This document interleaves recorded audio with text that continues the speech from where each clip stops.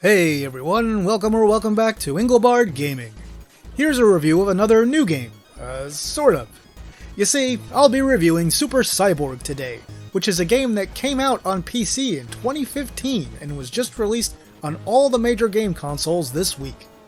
Somehow, this game flew under almost everyone's radar it seems back when it launched, but it has garnered quite a lot of attention with the console release as it looks like a clone of the 8-bit Contra titles. So, is it? And if so, is it any good? Well, sit back, relax, and I shall regale you with my experience with Super Cyborg. I bought the Steam version of this game for review. First off, yes, this is a blatant Contra clone, and is closely styled after the 8-bit games in the series. Graphically, the game does things the NES could never dream of, but stylistically, it's NES all the way. We have limited animation, limited colors in the backgrounds, and so on. The devs did a good job of faux NES visuals, and Super Cyborg certainly looks the part much as they intended. For tricks it does beyond the NES's capabilities, we've got parallax scrolling in several areas, and way more on screen than the NES could have handled. The game gets intense even on the easy difficulty, but we'll talk about that in just a moment. First, let's talk about the music and sound. And for a change, I'll start with sound. The effects are very NES-like for the most part. A few of them sound like they were lifted straight from NES Contra, and a few others sound very similar to what you'd hear in Capcom NES titles. Overall, they very much fit the theme of the game. When it comes to music, well, here's the thing. I think most of the music in this game is very good, catchy, and even memorable. But with the exception of one or maybe two songs, it doesn't sound much like the music in Contra, which kind of breaks the vibe of the game a bit. The music has a modern bent, but much of it sounds more like it's emulating the sound of an FM chip rather than the NES's sound chip. I mean, in the end, I completely respect what the musician did here and admire their skill. I just feel like the songs don't quite contribute to the theme the game was going for, and don't drive the action in the same way they do in official Contra games. So, how does it play? You'll be shocked to learn that it plays like a super intense version of the 8-bit NES Contra or Super C. 1 or 2 players run and gun through 7 levels taking down all kinds of monstrous alien things. There are 4 weapon power-ups that are basically the same as those found in Super C on NES. The major difference here is that the laser is a lot more useful than the one in that game. Super Cyborg even has the R power-up for rapid fire and the B power-up for a temporary barrier that makes you invincible. This game makes absolutely no attempt to hide exactly what it is. Now what Super Cyborg adds into the mix is the ability to use another button to charge your weapon and fire a powerful alternate attack. There's one for each weapon and they're all unique. Also, you can toggle locking your position so you can aim in any direction while standing still, kind of like Contra Hardcore on the Genesis. Now we'll note that this one is a lock, so you just tap the button to stand still and then tap it again so you can move again, unlike holding the R trigger down in, say, Contra 3 on Super Nintendo. Now I have to talk about the game's difficulty. Super Cyborg is a hard game. At the beginning, you have your choice of playing on easy or normal. I went with normal since I'm a Contra veteran. About halfway through, this game gets incredibly tough. Sometimes it's because you need to memorize where things are or enemy movement patterns, sometimes it's because you get blindsided by enemies off-screen, and sometimes it's because you fall victim to the dreaded RNG. I managed to finish the game on normal, but there was much death and much cursing involved. After finishing the game on normal, I played it again on easy, and you know what? It's not that much easier.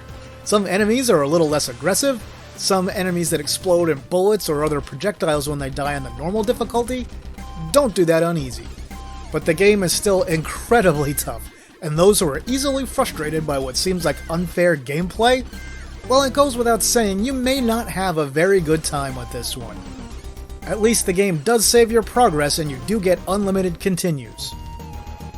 Now, one thing I will tell you about is that there's a cheat code, NES style, to give yourself 40 lives, which will make Super Cyborg way more doable, and for a lot of people, more enjoyable. If you don't want to know what this code is, well, just skip ahead. What I'm going to do is put up a big thing here in the corner of the video while I'm talking about the code. So just scrub through the video. When I'm done talking about it, that'll be gone.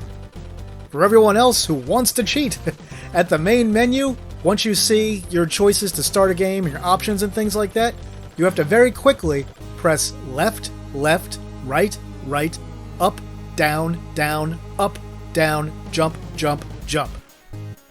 Now you have to do that very quickly without any mistakes. A tone will sound if you did it correctly. You have to start a new game here, not continue, and don't load a saved game. When you start a new game, you will get 40 lives. Now while you can't use this to continue an existing game since it keeps track of how many lives you have, if you are playing in the 40 life mode and you do lose all 40 lives, when you continue, you'll start again with another 40 lives. Alright everyone, the cheat code section is over. Feel free to watch the rest of the video from here. Now, I already mentioned some of the unfair deaths you'll face in this game. You may be wondering if there are any other issues. Well, there are a few.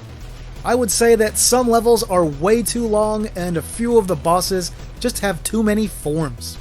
It's super frustrating to make a ton of progress in a level, and then when you die and continue eventually, you're back at the very beginning. The last few levels have checkpoints that you can continue from if you lose all your lives, but it's still a little too much most of the time. Frankly, I feel like the last 2 levels in this game should have each been broken up into 2 levels. And the last boss in particular, he's got 6 forms technically. Yes, 6! 2 of them are simple and trivial. The rest aren't. Also, most bosses are designed to be attacked with a specific weapon. If you don't have that weapon, well, you're kinda screwed. Usually the game gives you the weapon right before the fight, but when you die in Super Cyborg, you lose your weapon. And most of the time, if you die and lose your weapon while you're fighting a boss, you might as well just give up.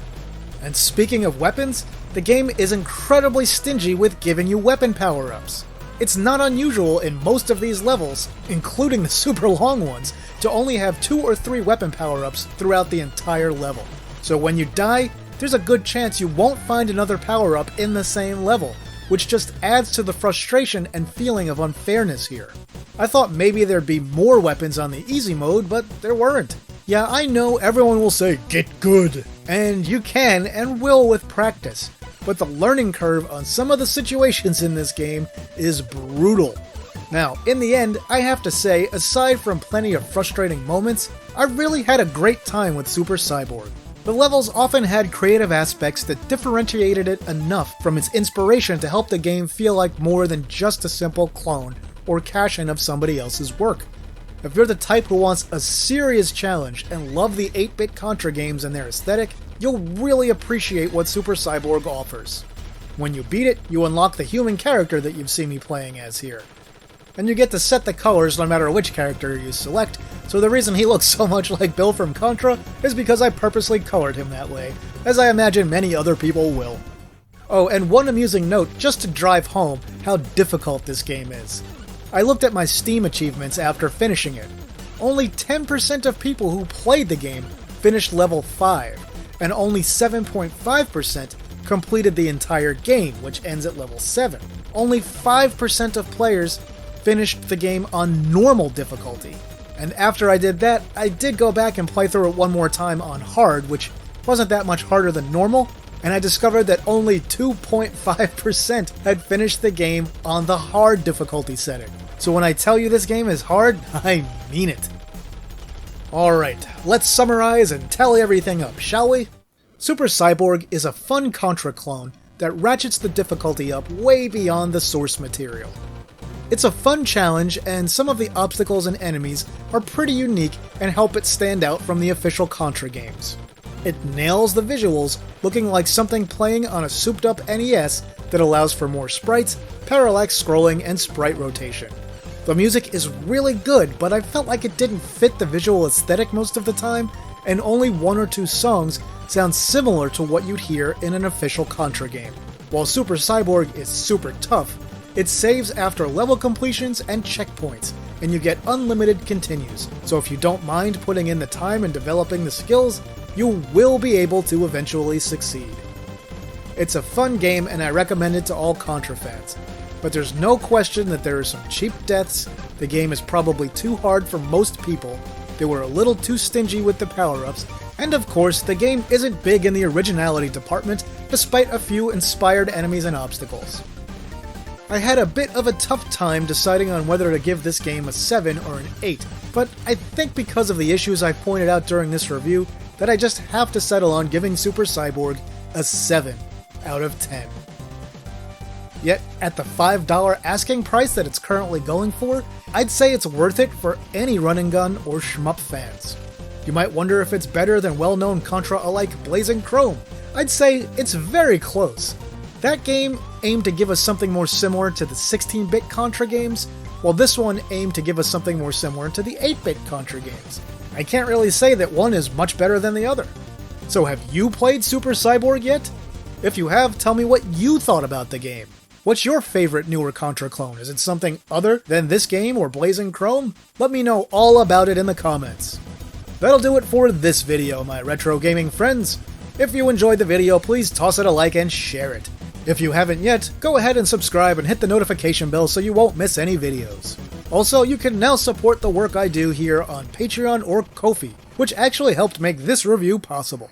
With that, I'll say thanks for watching, and see me later.